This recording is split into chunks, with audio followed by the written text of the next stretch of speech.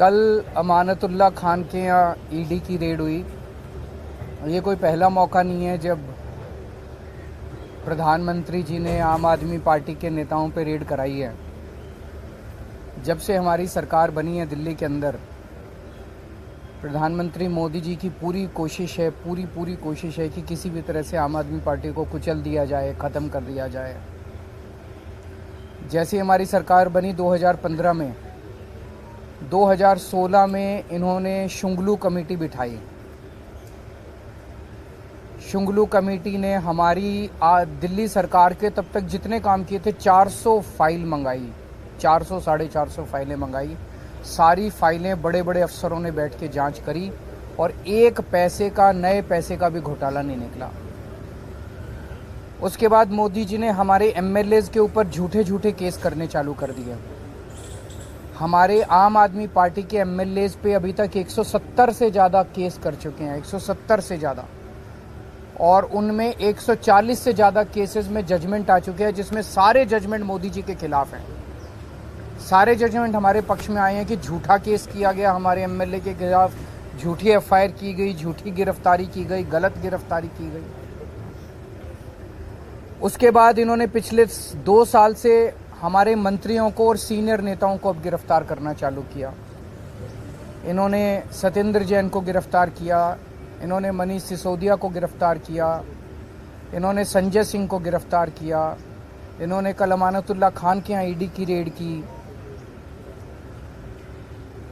मामला चूँकि कोर्ट में है, मैं सब जुडिस है, मैं ज़्यादा नहीं बोलूँगा, लेकिन अगर आपने मनीष सिसोदिया के केस में पिछले हफ्ते सुप्रीम कोर्ट में जो सुनवाई हुई, अगर आपने वो सुनवाई सुनी हो, तो जिस तरह से जज बार बार उनसे एक ही सवाल पूछ रहे थे कि कोई तो सबूत दो, कोई तो सबूत दो, इन लोगों के पास एक भी सबूत नहीं था मनीष सिसोदिया के खिलाफ। तो इसका मतलब सारे के सारे केसेस झूठे किए जा रहे हैं। कल जो अमानतुल्लाह खान के यहाँ रेड हुई, वो भी एक तरह से, जिस तरह से आम आदमी पार्टी को ख़त्म करने के लिए मोदी जी की पूरी मुहिम है, उसी का एक हिस्सा है। आज तक एक नए पैसे का कहीं कोई हेरा फेरी नहीं निकली।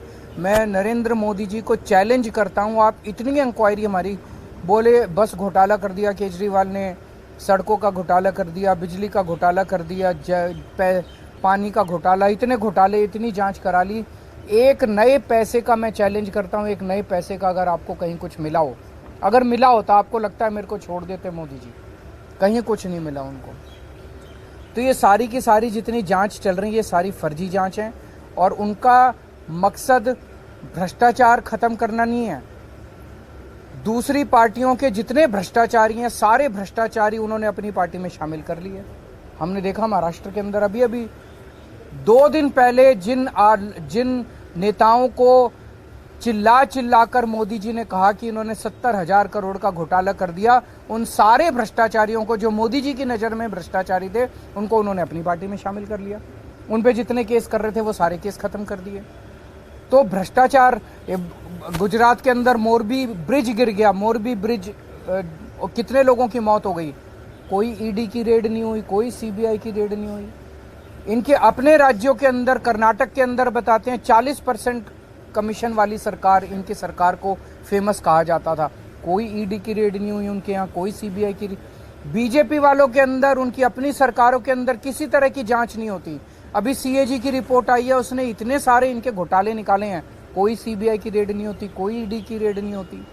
बताते हैं ये अपने दोस्तों के इन्होंने अरबों रुपए के लोन माफ कर दिए, कोई ईडी की।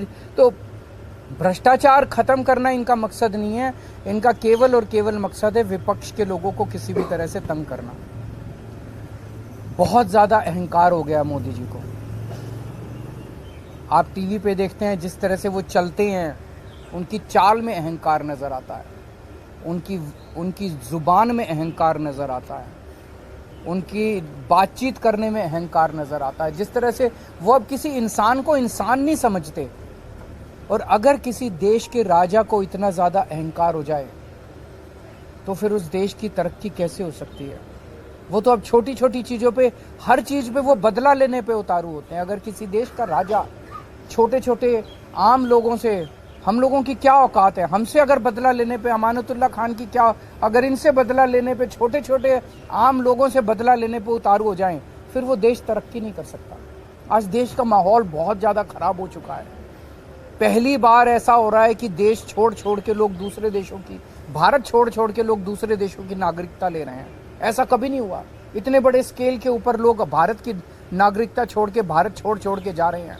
पूरे देश का माहौल खराब हो चुका, व्यापार बर्बाद हो चुका है, उद्योग बर्बाद हो चुका है, व्यापारी डरे हुए हैं, उद्योगपति डरे हुए हैं, आम जनता डरी हुई है, मीडिया वाले डरे हुए हैं, आप सब लोगों को डरा रखा है। तो बहुत ज़्यादा खराब है माहौल, लेकिन आम आदमी पार्टी टिकी हुई है, आम आदमी पार्टी डटी हुई है। आम आदमी पार्टी देशभक्तों की पार्टी है, ईमानदार लोगों की पार्टी है।